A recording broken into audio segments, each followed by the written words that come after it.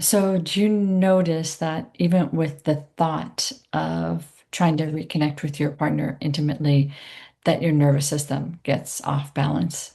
That you actually have a lot more apprehensions about that?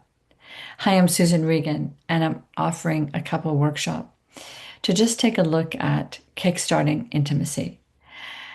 There's no need to pathologize it because it's pretty normal that people in long-term relationships need to work on the intimacy in their relationships so that they have a regular connection with each other.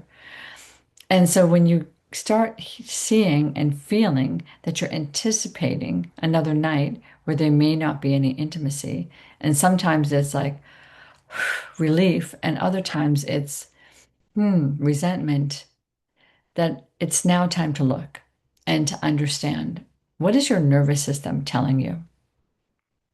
And maybe your nervous system needs to be coaxed into connecting, even though it's been a while. Click the link below, and you can even listen to this workshop recorded. You don't have to attend.